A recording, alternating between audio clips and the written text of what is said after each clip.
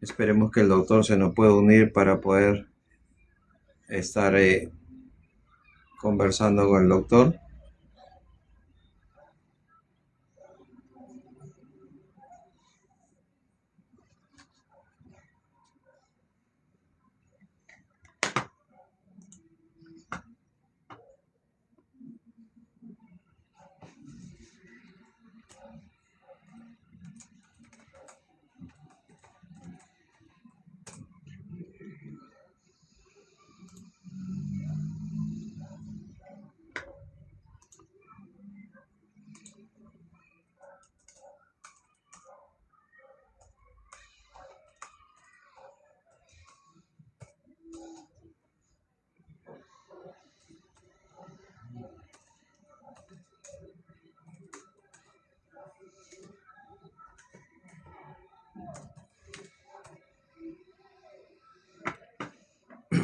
Bueno, bueno, mientras el doctor se nos va uniendo, hablaremos un poco entonces nosotros del comportamiento, pues, ¿no? Hoy en día que es una de las principales causas a nivel nacional, ¿no? Hoy día en Lima, Perú, nosotros tenemos información, ¿no?, del Sistema Nacional de Tránsito, del Ministerio de Transporte, en la cual han sucedido más de 3.420 siniestros viales solo en el año 2025, ¿no? Y tenemos más de 85.000 accidentes de tránsito, ¿no? Entonces, en la cual esto nos lleva, pues, ¿no?, a nosotros como eh, asociación, ¿no?, a poder buscar, ¿no?, de minimizar todos estos siniestros. Bueno, ya el doctor justo se nos está conectando ahí. Doctor, ¿cómo está? Muy buenas noches. Buenas noches. Pues aquí bregando con esto. Sí, sí, no se preocupe, doctor. Algunos problemas de señal, como siempre, ¿no? Usted sabe que siempre hay estos problemitas, pero no se preocupe, doctor. Eh, Más bien, si me escucha claro, doctor, ¿me escucha claro? Sí, yo le Perfecto. escucho y lo veo perfecto. No creo que pase lo Perfecto, mismo doctor. conmigo. No se preocupe, doctor. Bueno, doctor, primeramente, doctor, dale las gracias, pues, ¿no? Dale las gracias por haber aceptado esta invitación y poder compartir, pues, ¿no?, ya su experiencia, su trayectoria, pues, ¿no? Usted como también investigador, docente, administrador, psicólogo, tiene, ¿no?, bastante, creo, información, conocimiento para podernos transmitir y para que nosotros aprendemos, ¿no?, de usted, de siempre buscar la mejora, pues, ¿no, doctor?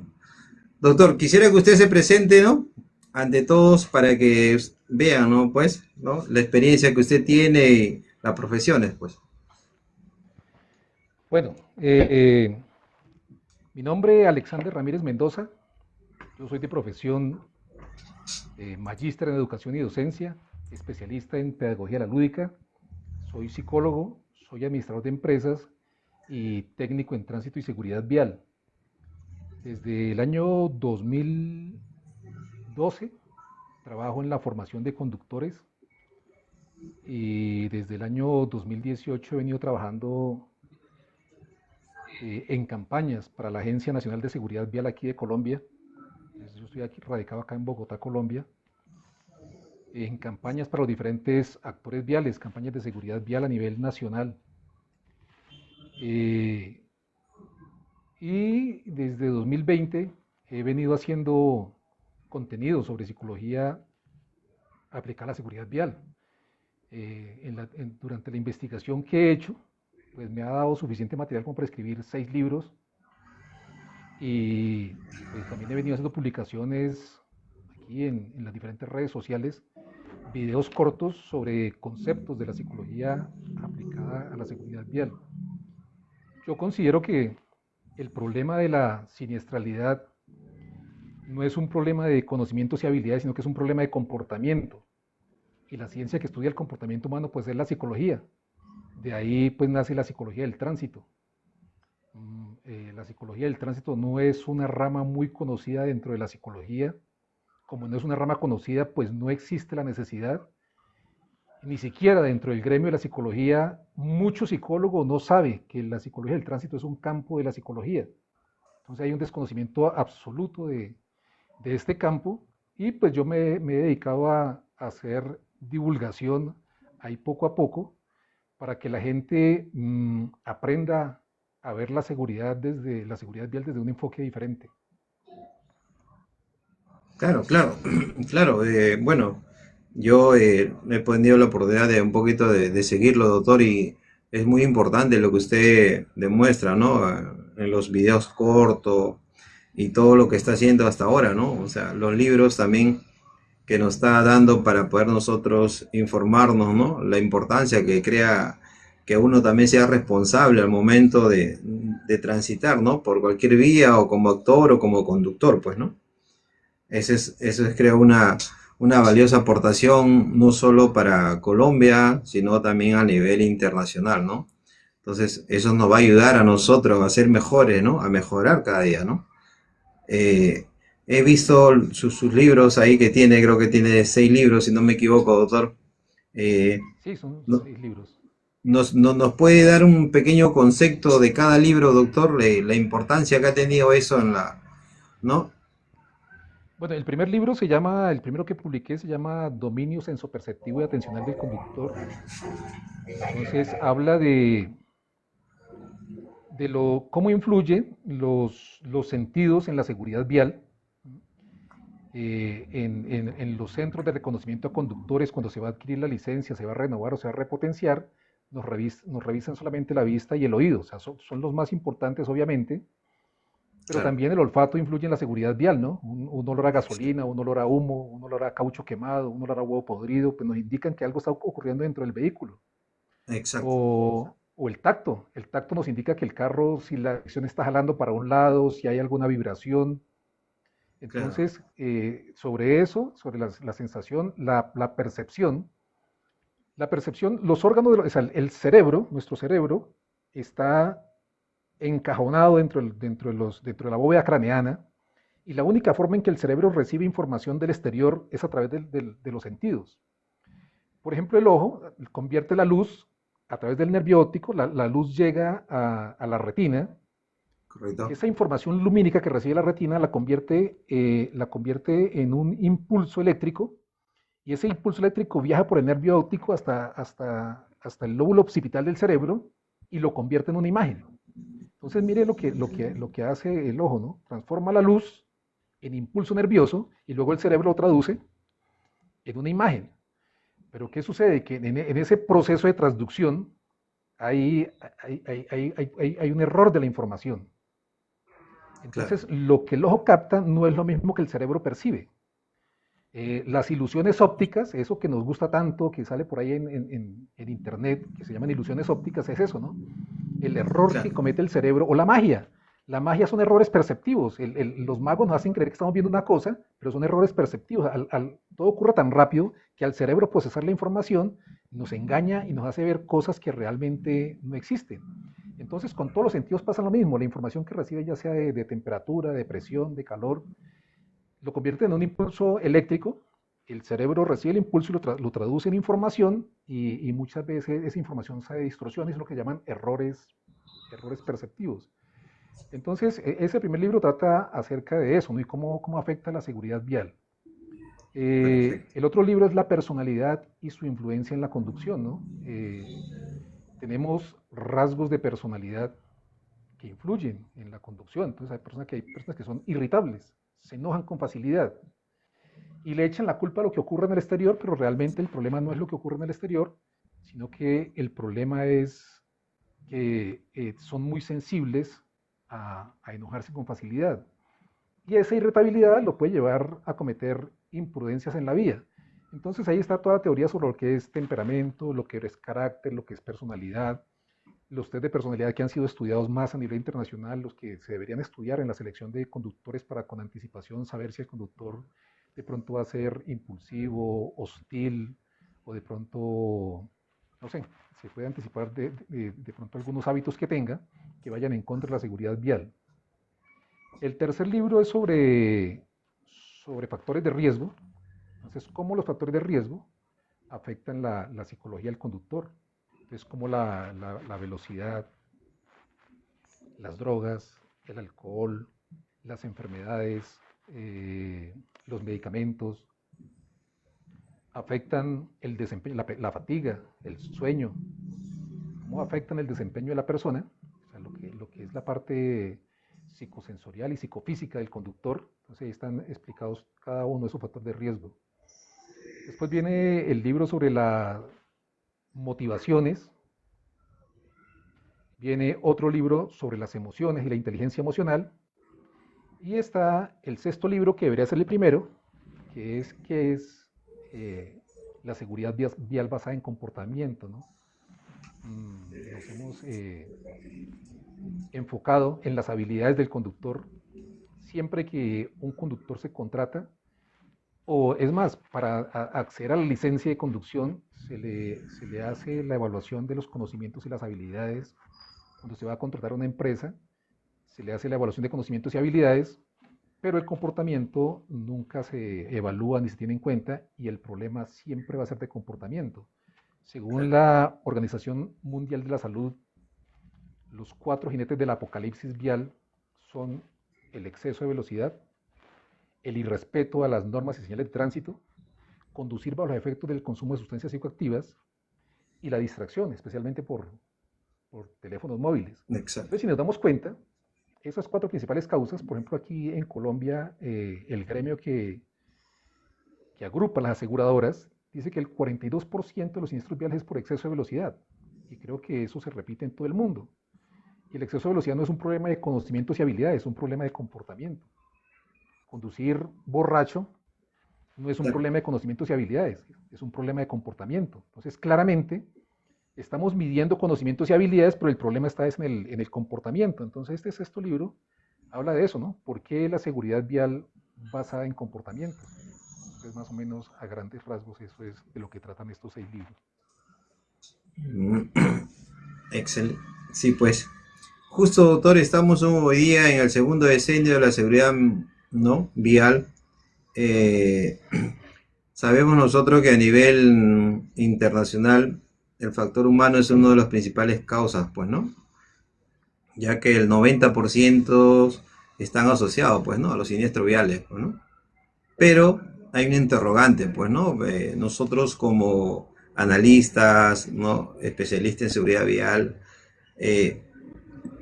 ¿por qué el comportamiento humano sigue siendo el principal factor de los siniestros viales, pues, ¿no? Mm,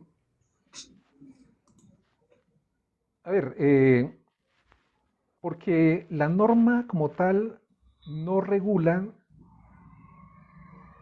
lo que las personas deberían hacer, o sea, regula. La norma, siempre que se hace una intervención, o digamos que los estados tienden a ser reactivos, ¿no? Es cuando sucede mucha siniestralidad y entonces la intervención es en sacar nuevas leyes e incrementar las multas. Claro. Las leyes regulan el comportamiento, pero no transforman el comportamiento.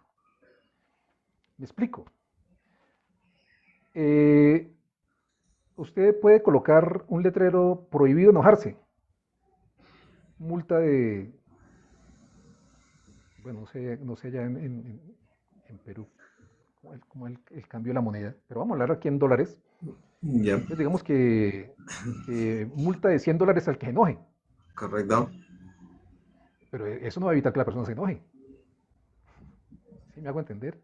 Claro, sí. O sea, y si está el letrero ahí que prohibido enojarse, multa de 500 pesos, pero no hay nadie que lo esté viendo, se va a emberracar. O sea, como decimos acá. Él va a pasar, claro, él va a pasar y no va a Sí. respetar, claro.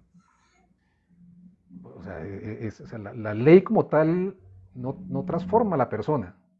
Claro. Y las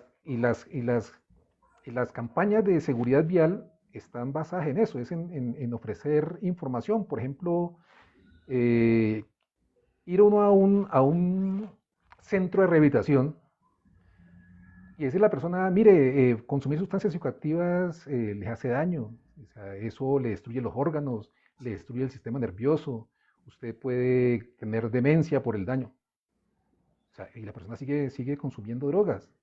O sea, el que consume drogas sabe que le hace daño. claro, Es más, hay médicos que fuman. O sea, el problema no exacto. es de conocimiento. El problema no es de conocimiento. Y lo que se hace en educación vial es brindar conocimiento. Pero el conocimiento como tal no transforma comportamiento. Entonces, eso es lo que sucede. Y entre más leyes, la persona percibe la ley como algo injusto. Y no sé, pero acá en Colombia sucede que las personas ven ya a los agentes de tránsito y las normas y las leyes como una disculpa para recaudar dinero y no como una intervención para la seguridad vial. ¿Sí me hago entender? Claro, no, acá igual, doctor. Acá, bueno, es igual, ¿no? Vemos como algo económico, ¿no? No lo vemos como una responsabilidad que tienen, yo creo, ¿no? Entonces, se debe cambiar, como usted dice, esa mentalidad, ¿no? Entonces, yo creo que la seguridad vial es primero, ¿no? Pero acá hay varias informaciones que los efectivos salen, pero con una ya condición, ¿no? Con unas ciertas cantidades de papeletas que sí o sí tienen que ponerlo. O sea, no interesa, ¿no? Le buscan, como dice, la sin razón. Entonces, no hay, ¿no? Una responsabilidad también como ellos, como parte para asumirlo, ¿no? Bueno, como usted dice, en Entonces, Colombia también pasa. como la norma, la norma y el agente de tránsito se percibe como una limitación a la libertad, Claro, como una imposición injusta y como una entidad de recaudo, al punto que ya la ciudadanía se está enfrentando físicamente a la gente de tránsito porque no lo respetan, porque no lo ven como una persona que está educando o trabajando sobre la seguridad vial, sino que están cumpliendo metas, ¿no? Entonces dicen, bueno, usted tiene que poner hoy una meta de 30 comparendos. Entonces, si claro, ya son las 4 de la tarde y llevan 15, pues toca 15 en lo que le queda el resto de la jornada. Y es lo que se percibe, ¿no? O sea, no estoy diciendo que eso sea así en Colombia, sino que es la percepción de la persona.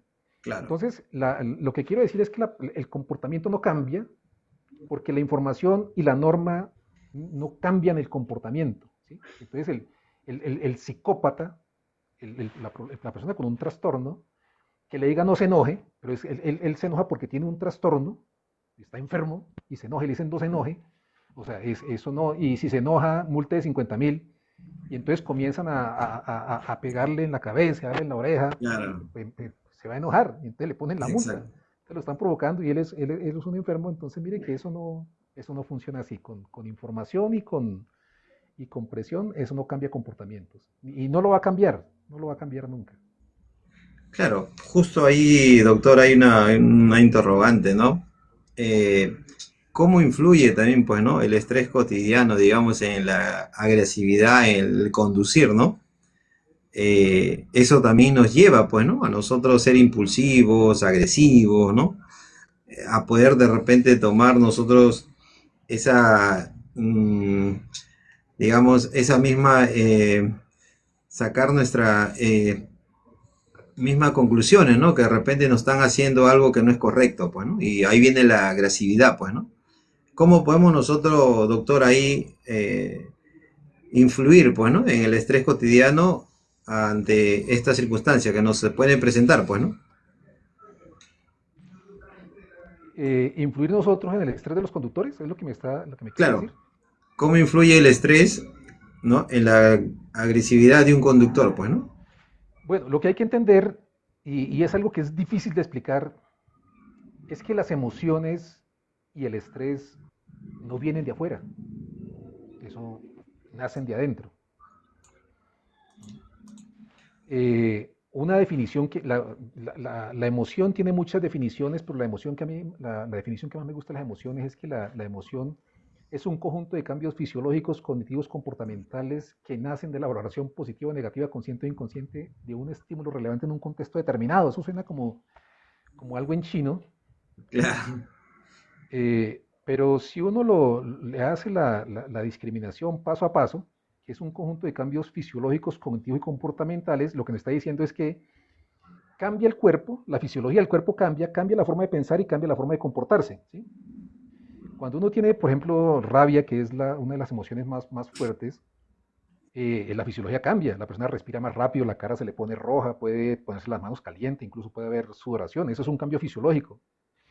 La persona ya no, una persona con rabia, con ira, no piensa igual que una persona que está feliz, que es otra claro, emoción. ¿Sí? El pensamiento es diferente. Y ahora, el exacto. comportamiento de una persona con ira no es el mismo de un comportamiento que una persona feliz. Entonces, esto ya nos indica que la emoción es un conjunto de cambios fisiológicos, cognitivos y comportamentales, o sea, cambio en el organismo, en la forma de pensar y en el comportamiento. Pero lo más importante viene aquí, que nacen de la valoración positiva o negativa. Mire, eso es lo que genera la emoción. O sea, no es lo que ocurre afuera, sino cómo yo lo valoro. Y por eso, ante un mismo evento, no todos sienten la misma emoción, porque no es el evento el que provoca la emoción, sino es la valoración que yo hago. Entonces, Claro, por ejemplo, se murió una señora. La señora tenía 5 hijos y no todos 5 están llorando. Puede haber uno que está convulsionando, casi que se desmaya del llanto. Hay otro que está sentado tranquilo, rezando. Y está el otro que está atendiendo a la gente que está llegando al velorio. Y está el otro que ni siquiera vino. ¿No? Y es la misma mamá de todos. Los crió a claro, todos. ¿Y por qué no todos sienten el mismo dolor? Porque no es la situación. Es cómo valoramos la situación. Por ejemplo, el que está tranquilo atendiendo a la gente era el que veía económicamente por ella, el que la sacaba cada 8 días a almorzar, el que la llevaba de viaje a vacaciones, la que la llevaba a conocer el mar, el que la llevaba cada 3 meses a comprarle su estreno, su ropa nueva. Y entonces la mamá murió y él está con la satisfacción del deber cumplido. Hizo lo mejor que pudo hacer como hijo. Y el que está convulsionando, que uno pensaría que es el que más quería a la mamá, resulta que es el hijo calavera. Entonces el que se portó mal, el que la mamá le pedía un favor y no se lo hacía, y entonces el sentimiento de culpa le genera el dolor.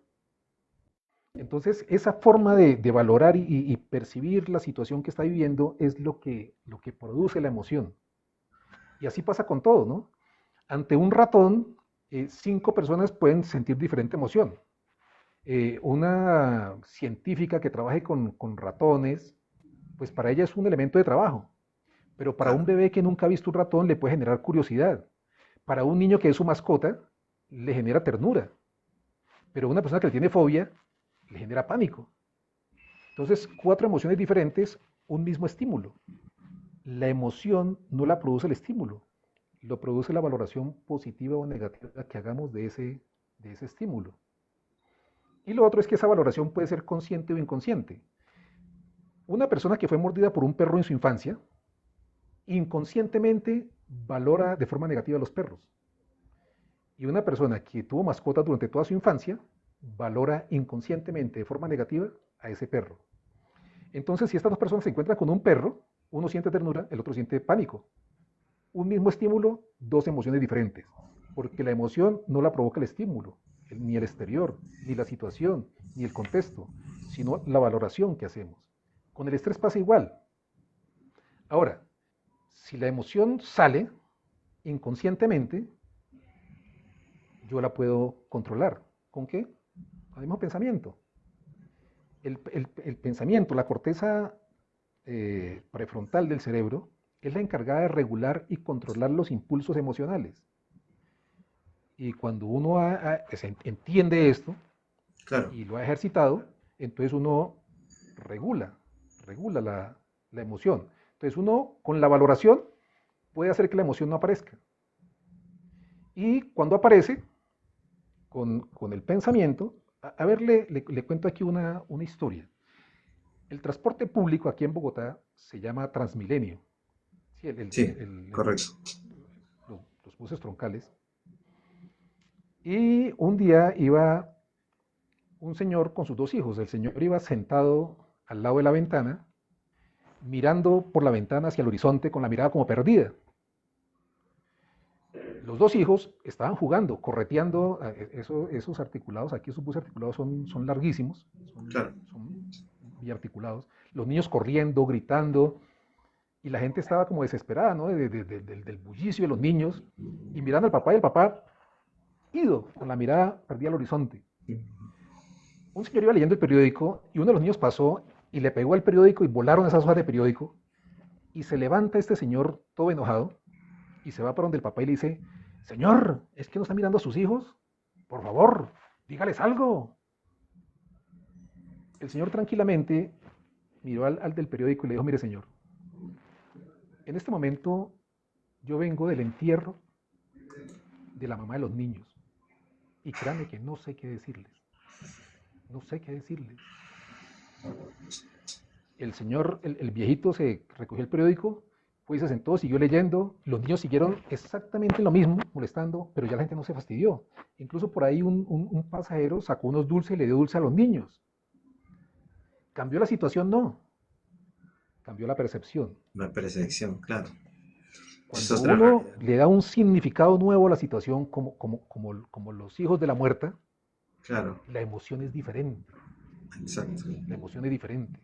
Y eso es lo que hace que una madre que pierde un hijo, el dolor le pase cuando le da un nuevo significado a la muerte del hijo. La muerte del hijo es una muerte muy dolorosa, pero cuando la mamá logra darle un nuevo significado a esa situación, la emoción automáticamente cambia. Hay gente que ha pasado por situaciones muy dolorosas. Aquí hay un ciclista que se llama, le dicen el Mochomán, ciclista paralímpico. Pisó una mina quiebrapatas, perdió las dos piernas, los dos brazos, un ojo y un oído. Mire, eso es para entrar en depresión y suicidarse. El hombre es deportista paralímpico.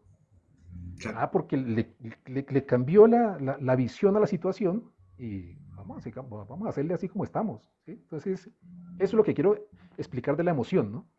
De la emoción y del estrés, que no es la situación la que estresa, La no percepción. es el contexto, no es la vivencia, Claro. es la percepción, cómo Cuestión que tú tienes. procesamos lo que estamos viviendo.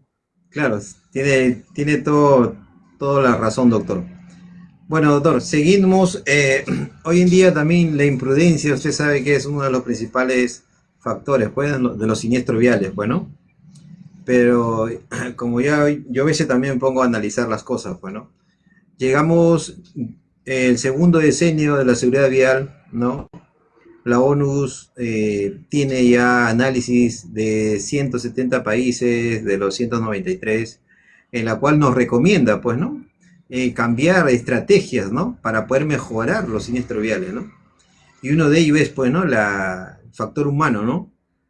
¿Qué estrategia, digamos, usted como especialista, ¿no? Nos daría, ¿no? Para poder reducir, ¿no?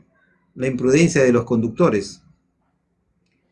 Esa pregunta es bien interesante porque la imprudencia de los conductores pues no depende de un solo factor.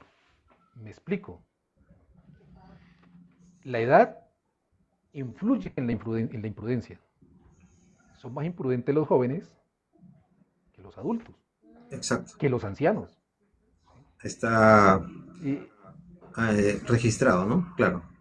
sí, está, digamos que estadística, incluso bueno, en los comunicados de la Asamblea General de las Naciones Unidas, está que la principal causa de muerte en el mundo de los jóvenes entre 19 y 29 años son los siniestros Exacto. viales, principal causa de muerte. Cuando yo pregunto a mis estudiantes si la edad influye en los siniestros viales, me dicen, claro, profe, porque es que los ancianos pierden reflejos, ya no ven bien, ya no escuchan. Pero es que los que mueren no son los ancianos, son los jóvenes. Son los jóvenes, claro. Los que mueren, o sea, el anciano no ve bien, ni escucha bien, ni tiene reflejos, y es más lento para reaccionar, pero el que se está matando es el joven, Exacto. porque hay unas condiciones biológicas en el joven. Lo que le decía ahora, ¿no? La corteza prefrontal, que es la que regula los impulsos, el que anticipa las consecuencias de los actos, termina de madurar alrededor de los 28 años. Y el sistema límbico, que es el de la motivación, el de los impulsos, el del placer, está en pleno fervor en la juventud. Entonces, un joven que está impulsado por su adrenalina, su testosterona, por su sistema del placer, y no tiene la regulación madura, pues todos fuimos jóvenes y uno es consciente que cuando uno fue joven, uno era muy arriesgado y uno nunca pensaba en el peligro, en las consecuencias de los actos. Entonces, eso pasa con los jóvenes. Entonces, el joven es Exacto. imprudente por sus mismas condiciones biológicas, porque se deja influenciar mejor por los pares. También hay investigaciones a nivel internacional que indican que la mayoría de muertes iban con un otro joven al lado. Entonces, por el deseo de mayor exhibición, de mostrar sus habilidades, también asume mayores imprudencias. Ahora, si comparamos hombres con mujeres, son más imprudentes los hombres que las Los mujeres. hombres. Sí. Y aquí ya la cuestión no es tan biológica, sino cultural. Porque conducir un vehículo no es lo mismo para un hombre que para una mujer. O sea, un vehículo para una mujer es un elemento de transporte, como lo que es. Para el hombre no. Para el hombre el vehículo es parte de su personalidad, parte de su virilidad.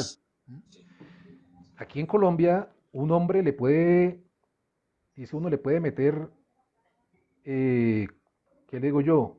$4.000 en sonido. Le puede meter $2.000 en rines, en llantas. Una mujer no hace eso. O sea, yo no la he visto, pero sí ve uno muchos hombres en carros con tremendos millones de pesos metidos en sonido, en luces, en aditamentos. Entonces, mire que eso lo hace un hombre y no lo hace una mujer. El hombre es más competitivo. O sea, el ego del hombre, el que el otro, ¿por qué me va a pasar? ¿Por qué tengo que dejarla meter? ¿Por qué no hay que?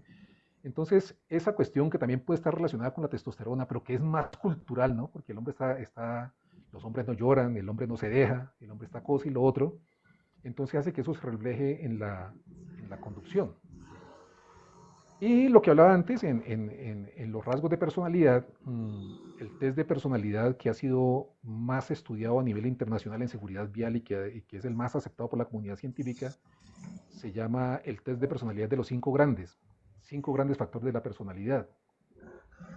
Y ahí, de esos cinco factores, los dos más estudiados son la extroversión y el neuroticismo. Y dentro de la extroversión hay dos facetas, que también son las más investigadas, que es la impulsividad y la búsqueda de sensaciones como rasgo de personalidad. Entonces la persona que tiene esta búsqueda de sensaciones es una persona que se aburre fácil, necesita estar activo. O sea, son los típicos deportistas extremos, ¿sí? Que tienen que estar al límite para vivir sabroso. O sea, cuando no están arriesgando la vida, están aburridos. La adrenalina, ¿no? Exacto, buscando la adrenalina. O sea, y ese es un rasgo de personalidad y es una necesidad que ellos tienen. Y es la búsqueda de sensaciones, estar buscando situaciones extremas. Entonces tienen que maniobras peligrosas, conducir rápido para poder estar chéveres, ¿sí? Para poder estar en, en su salsa, como decimos aquí en Colombia. Claro. Y, y lo otro son los impulsivos. Eh, la impulsividad es la tendencia a actuar sin pensar en las consecuencias, que también es un rasgo de personalidad, ¿no? Claro. Entonces piensan en el presente, no piensan en qué va a pasar mañana, pensemos en el hoy. Pensemos en el ahorita y no qué va a pasar después. Esa es la impulsividad. Y dentro del neuroticismo está la agresividad y la hostilidad. La agresividad es un rasgo de personalidad también, ser agresivo o ser hostil. El hostil es el que vive a la defensiva a toda hora, que todo lo percibe como que lo están atacando, entonces es muy reactivo. Y el agresivo, pues es el que ya comete el acto, ¿no? Claro. Eh, ya sea por lograr un cupo o por vengarse de alguien. Entonces, la personalidad, desde estos análisis y estudios, influyen en la imprudencia. Entonces, mire cómo el género, cómo la edad y cómo la personalidad, mirando aquí un solo concepto, ¿no? Pero tenemos que las emociones también afectan. Entonces, independientemente de esto, las emociones, el enojo, digamos que el enojo en la vida cotidiana, no hablando de seguridad vial, pueden llevar a que una persona le quite la vida a otro. Claro. Los celos, que es una emoción, pueden llevar a que una persona le quite la vida a otro. La Claro. tristeza, una tristeza profunda, puede llevar a que una persona se desviva por una tristeza profunda. Las creencias. Colombia, yo creo que al igual que Perú, es un país bastante religioso. Entonces la gente cree que teniendo una estampita de la Virgen del Carmen o echándose la bendición, ya están curados. O que todo el mundo tiene su día. O sea, yo ¿para qué me preocupo si me tocó, me tocó? O sea, si me toca hoy, haga lo que haga, me toca morirme hoy. Entonces, mire que son creencias que pueden influir en la imprudencia, ¿no? O sea, es que aquí se hizo un programa y un conductor cogió una curva, un conductor de un bus de transporte público cogió una curva a 116 kilómetros por hora, le pudo la fuerza centrífuga, lo sacó, se murieron dos señoras y le preguntaron, ¿y usted qué piensa de eso? Y uno que ya estaban maduras, les tocaba. O sea, él fue el enviado de Dios para que las señoras se despacharan de aquí.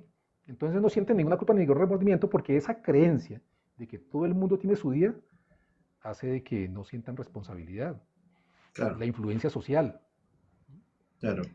La influencia también hace que uno se vuelva imprudente los valores que uno tiene, las actitudes, los Justo, aprendizajes, ¿no? Porque, sí, tranquilo. claro, justo doctor, ahí viene los rasgos, los sesgos, ¿no? Cognitivos que nos llevan a pensar, ¿no? De que no nos puede pasar nada, pues, ¿no? Pero en realidad la imprudencia, pues, ¿no? Es una de las causas a nivel, como le digo, internacional, ¿no? Que no medimos, pues, ¿no? No sé, de repente usted nos puede dar cómo nosotros podemos de repente minimizar, ¿no?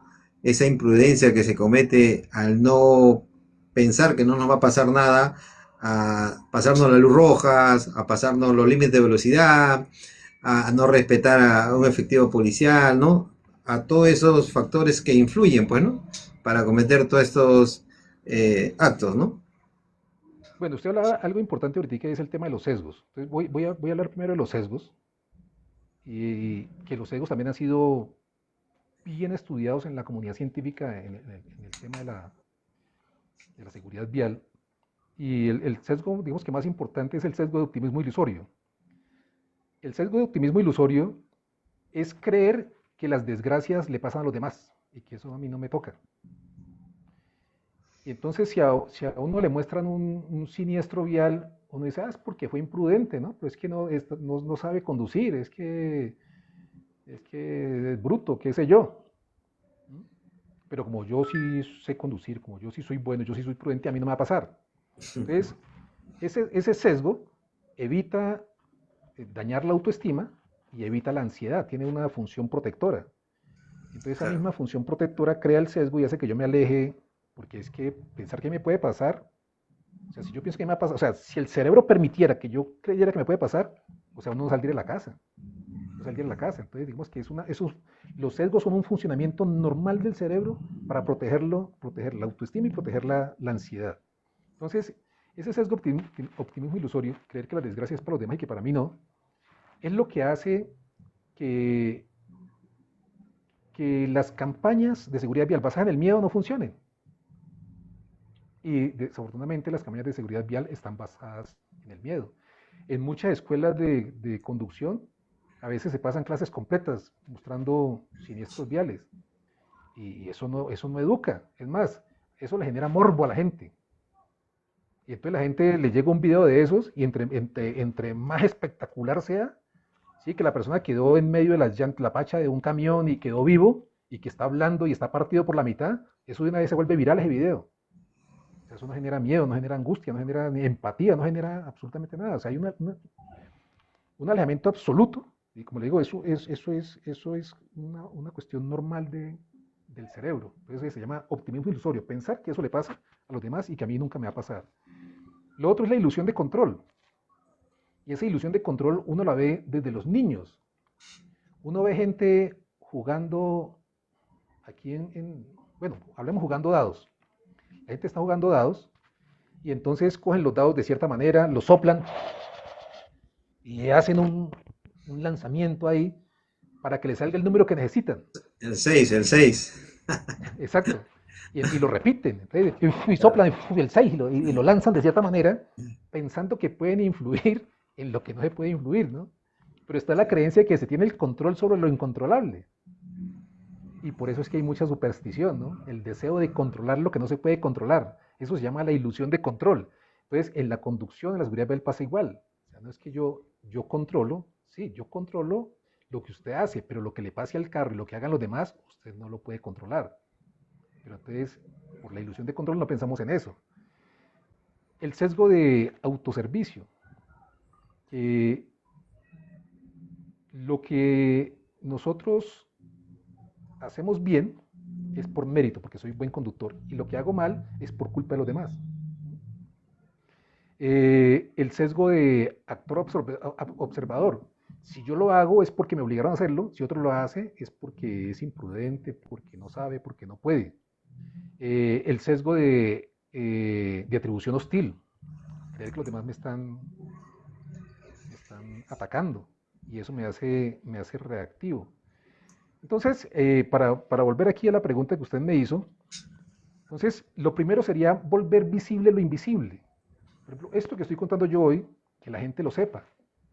Claro. Que existe un sesgo de optimismo, que existe un sesgo de control, que existe un sesgo de autoservicio, que yo puedo, que las emociones no me las provoca afuera, me las provoco yo mismo por la forma como yo valoro, que las emociones se pueden regular, que los impulsos se pueden controlar, que el estrés, hay estrategias de afrontamiento para yo manejar el estrés, el aire acondicionado, la música, la respiración, que el estrés no va a cambiar absolutamente nada, o sea, internalizar, volver carne la palabra, ¿no? Porque eso todo el mundo lo sabe.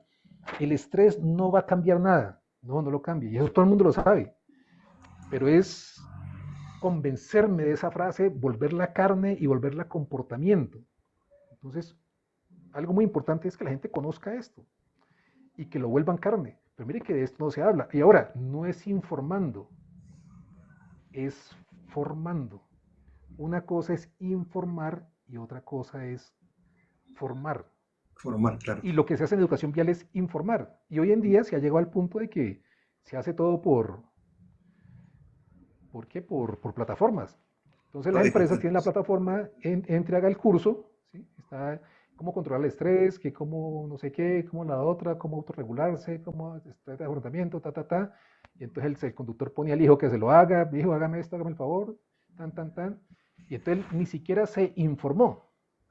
Pero como dijimos inicialmente, la información aumenta los conocimientos, pero no transforma el comportamiento. Aquí en Colombia, digamos que para dar cumplimiento a las directrices de la ONU y la Organización Mundial de la Salud, se crearon los planes estratégicos de seguridad vial. Entonces, los planes estratégicos de seguridad vial lo que buscan es imponer los 5 pilares del enfoque de sistema seguro. Gestión institucional, vehículo seguro,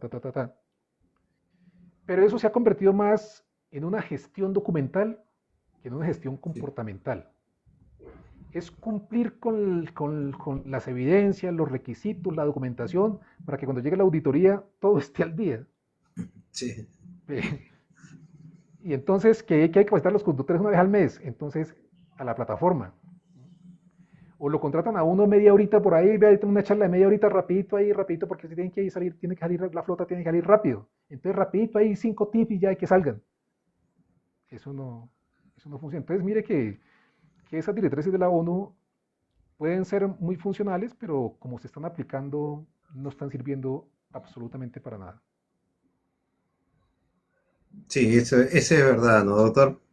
Hoy en día, por eso que la responsabilidad, yo creo que otros países sí lo toman realmente la importancia que le deben tener, ¿no? Porque los pilares de la seguridad vial, los 5 pilares, hoy en día han demostrado, pues, ¿no? En otros países, pero tenemos que ser también coherente, ¿no? Porque un sistema de transporte seguro, si queremos que funcione los 5 pilares, tiene que haber un presupuesto y implementación y capacitación para poder llegar, ¿no?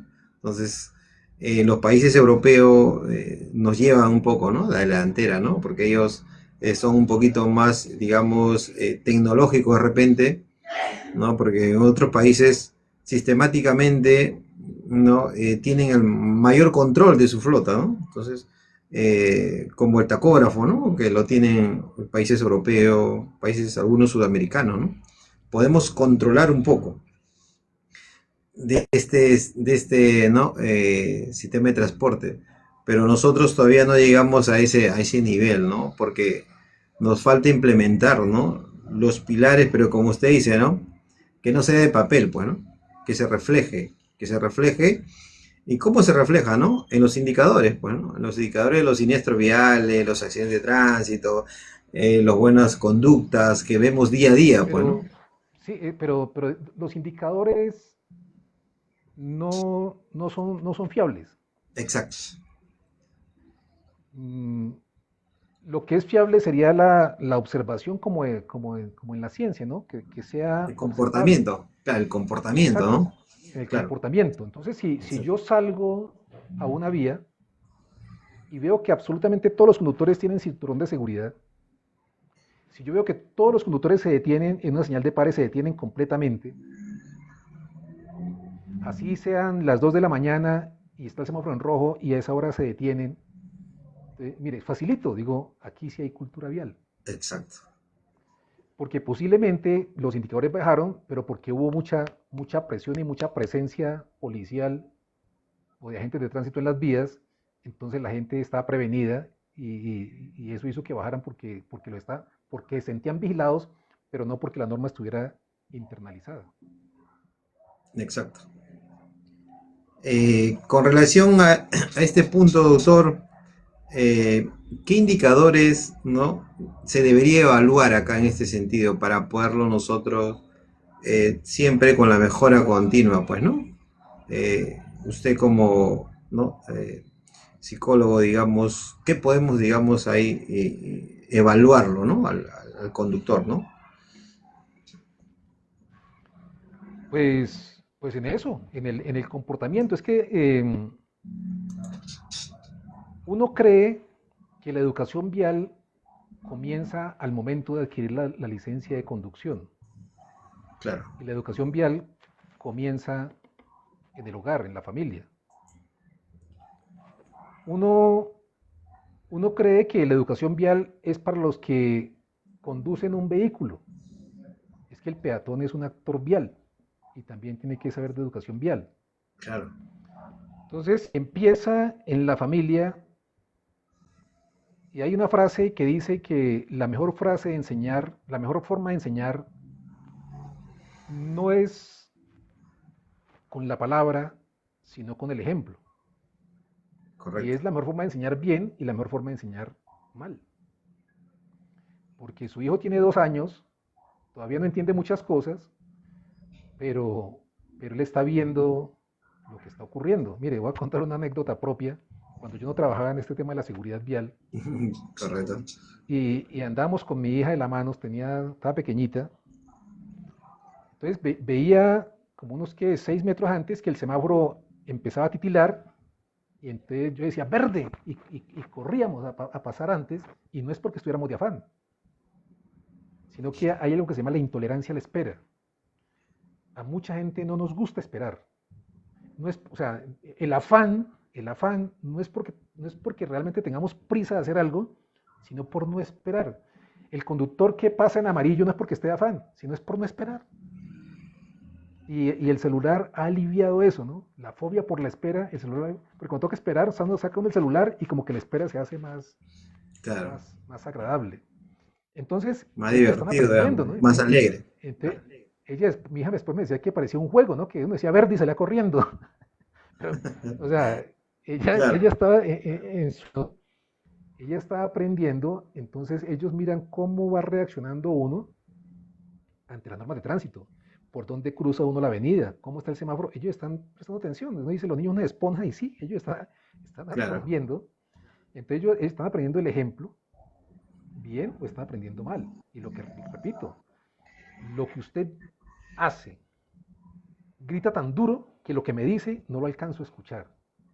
Y si su hijo es acompañante en un vehículo, entonces le está mirando cómo se comporta usted con otros actores viales, cómo conduce, si se coloca el cinturón, si no se lo coloca.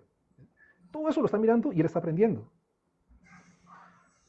Y cuando llega a la escuela, sin querer, también le están enseñando educación vial, pero educación vial desde la parte psicológica, la autorregulación, la tolerancia por la espera, la tolerancia a la frustración, la paciencia, la autorregulación, también la está aprendiendo en la escuela. Y a veces ocurre que tienen más influencia los niños en la escuela que en la familia. Yo me acuerdo que mi hija me decía, yo le decía algo y me decía, pero es que mi profe dijo, o sea, me ponía por encima de la autoridad, es que mi profe dijo otra cosa.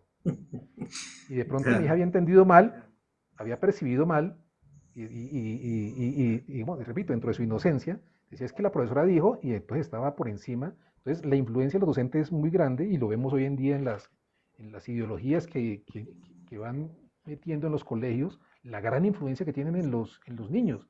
Entonces vemos cómo la escuela, como el colegio y después en el trabajo. Porque hay empresas de transporte, aquí trabajé con una empresa, que el conductor, por decir algo, tenía que entregar un producido, o sea, digamos que a él le sueltan el bus de transporte de pasajeros y le dicen, bueno, usted me entrega a mí $150 en el día y me entrega el carro tanqueado y me entrega el carro lavado y lo que le quede, eso es su sueldo. Esa es la forma de trabajar. Entonces los conductores para poder que les quedara, empezaban a las 4 de la mañana y terminaban a las 10 de la noche, para que les quedara, porque es que imagínense, esos $150, pues eso es un pocotón de plata. Entonces para que les quedara algo, y fuera de eso, les dan una ruta, por decir la ruta del pueblo A al pueblo B, y tiene que hacer ese recorrido en una hora. Y por cada minuto que se retrase, entonces $2 de multa. No importa si hay siniestros, si hay trancones, como se dice aquí en Colombia, no importa si se varó, por cada minuto de retraso son $2. Entonces, esas condiciones laborales lo obligaban a trabajar jornadas extremadamente largas, 4 de la mañana, 11 de la noche, al otro día fatigado, somnoliento, recibir otra vez, y así toda la semana tenía un día de descanso a la semana, y ese día de descanso era para hacerle mantenimiento al vehículo. Entonces, el exceso de velocidad y las maniobras peligrosas están obligadas por la misma empresa. La misma empresa los obliga a tener que realizar esos actos para poder ellos cumplir la empresa y que les quede ellos algo de ganancia que sería su ingreso. Entonces, si un conductor de estos comete un siniestro y dicen exceso de velocidad y miran una cámara de seguridad, sí, exceso de velocidad, pero ¿cuál es la causa de la causa? O sea, la causa fue exceso de velocidad, pero ¿cuál fue la causa de la causa? Que eso es lo que es la psicología del tránsito, buscar la causa de la causa. Pues, claro. En este caso, condiciones laborales. Pero bueno, hay otro trabajador, otro empleado, otro conductor, que, que ese sí tiene 8 horas laborales, tiene prestaciones sociales, tiene contrato a término indefinido, y exceso de velocidad, cámara de seguridad, sí, exceso de velocidad. Pero resulta que cuando miraron la incorporación, le habían hecho el test de personalidad de los 5 grandes y había apuntado alto en búsqueda de sensaciones. Le gustaba la adrenalina al joven. Tenía 23 años encima de todo. Ahí está la causa. Entonces, ahí está la causa de la causa. Claro, Entonces, siempre, digamos que en la investigación que se hace, se queda en exceso de velocidad. claro. No se busca. Y ahora, entonces mire que hay diferentes motivos por el cual se puede exceder los límites de velocidad. Y aquí en Colombia, para reducir el costo de la multa, entonces se hace un curso. Independientemente de la causa, el curso es el mismo para todos. Información. Y siempre que van es la misma información, porque son 4 cursos. Entonces son señales de tránsito, la parte normativa, sanciones y procedimientos, responsabilidad civil y penal, siempre lo mismo. Pero la parte humana nunca se toca. No, exacto. Entonces Sí. no cambia nada.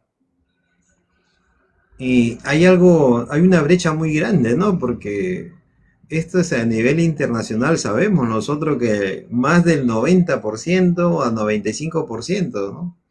Son factores humanos, conductas humanas, ¿no? Entonces, se debe trabajar, Y, es, ¿no? perdón, y si hago aquí de abogado el diablo, el 100%, porque es que el vehículo no se mantiene solo, ni se maneja solo, Correcto, claro. ¿sí? Entonces, Entonces, si el vehículo falla, es por falta de mantenimiento, por falta de revisión, o sea, puede que ocurra una cosa extraordinaria, pero generalmente es por una omisión. Y ahora exacto, la vía. Hoy en día hay una corriente de auditores o sea, yo he participado con ellos en foros que dicen hay que volcarnos hacia las vías porque el 100% de la culpa de los siniestros viales son las vías. Eso dicen, el 100% de la culpa son las vías. Pero lo curioso es que aquí en Colombia hay una vía que va del departamento de Meta al Bichada. Yo vi un documental en televisión. El documental trataba de un señor que tiene un camión de la Segunda Guerra Mundial. Entonces está como claro. enfocado en ese camión. Él es un transportador que va de la Meta al Bichada. Y él en ese camión, esas carreteras son barro, barro puro, puro barro. Y en invierno eso se pone, entonces eso cargan troncos grandísimos con cadenas. Cuando el camión se atasca en ese barro, le meten esos troncos con cadenas en la pacha y lo sacan. Y el programa trataba de, primero que todo, ese tipo de vías y segundo, cómo este señor era el salvador, el que jalaba mulas. Cuando las mulas se atascaban, ese camioncito de la Segunda Guerra Mundial era el que sacaba esas mulas del barro. Esas vías, como les digo, no son de doble calzada, no son de 4 carriles, no tienen señalización y no ha habido ni un siniestro vial. Si la culpa fuera de las vías, ahí tienen que haber muerto muchos ya, porque no Claro, cumple con ninguna de las condiciones que dice la Organización Mundial ni la ONU, ¿sí? No cumple con ninguna. En ninguna cambio, estrella, claro. exacto, en cambio las vías 5G, 4G de cuarta generación y quinta generación es donde la gente está matando. Entonces, el problema no es la vía, el problema es el conductor, porque el Conductas. conductor es el que conduce, le hace mantenimiento y revisión preoperacional al vehículo. Y el conductor con su vehículo debe adaptarse a la vía como esté. Si está lloviendo, reduzca la velocidad. Y si hay neblina, hombre, a orillas y espere que escampe. Si hay huecos, pues camine despacio. Si no conoce la vía, pues la prudencia es la que hace verdaderos sabios. Pero para usted matarse por culpa de un hueco, tiene que ser porque iba en exceso de velocidad. Aquí, Exacto. aquí hubo un cantante muy famoso que se llama Martín Elías, hijo de Diomedes Díaz, cantante vallenato. Se mató en una vía y la conclusión era que iban a 160 kilómetros por hora. Y aquí en Colombia la máxima velocidad es 120 en vías de doble calzada y doble carril, siempre y cuando el tramo lo permita. Donde Sea iban una ellos era, vía, era, como para, era como claro, para andar a 50. No, que un hueco, que la culpa fue del hueco. No, la culpa no fue del hueco, la culpa fue del exceso de velocidad. Y lo otro era que el cantante no llevaba cinturón de seguridad. Fue lo único que se mató, el que no lleva cinturón de seguridad. Entonces, mire, claro. error tras error. Como decía James Reason, ¿no? El del queso suizo. Cuando un siniestro ocurre es porque los quesos se alinearon y los roticos se alinearon, pero eso es una Pegaron. cadena de errores lo que produce el siniestro. Claro, eso es verdad. Bueno, doctor, nos daría unos pequeños tics de repente, ¿no? Para nosotros, qué cambios, ¿no? De comportamiento, ya que hoy en día es una pandemia silenciosa, pues, ¿no? Los siniestros viales a nivel mundial, pues, ¿no? Usted como experto y especialistas, eh, ¿qué cambio en comportamiento nos daría para nosotros poder mejorar, digamos, ¿no? Estas conductas que tenemos, ¿no? Pues bueno, lo que había dicho, ¿no? Primero, pues entender que esto existe, ¿no? O sea, que nosotros estamos influenciados por muchas cosas, que nuestro comportamiento pues no es del todo autónomo y que estamos influenciados por sesgos, por creencias, por valores, por influencias sociales, por emociones, por el género, por la edad, estamos influenciados. Entonces, saber eso para entender cuando yo estoy sintiendo, me estoy comportando lo que me estoy comportando, por qué lo hago, ¿no?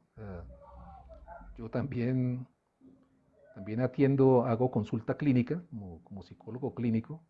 Me salen pacientes de vez en cuando y para no perder la práctica, pues atiendo. Y, y casualmente las pacientes pues son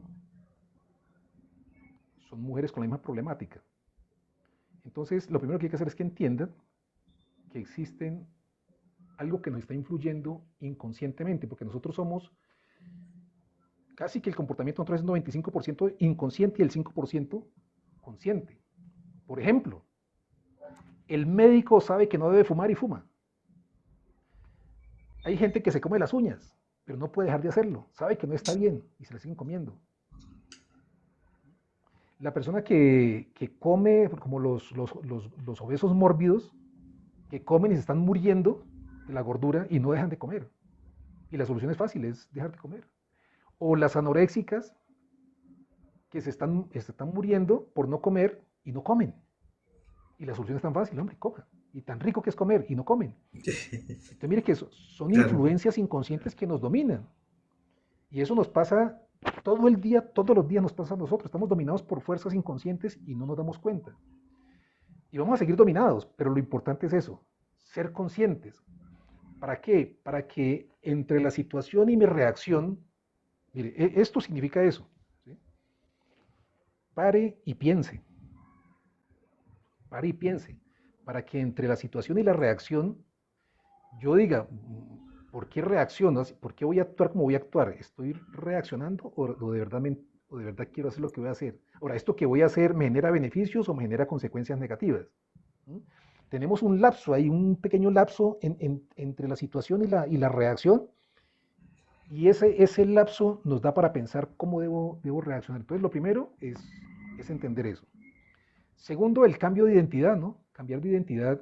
En el caso de los conductores, ¿qué conductor quiero yo ser?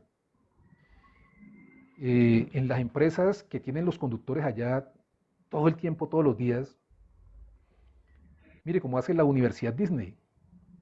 Todo empleado que va a entrar a Disney pasa por la Universidad Disney.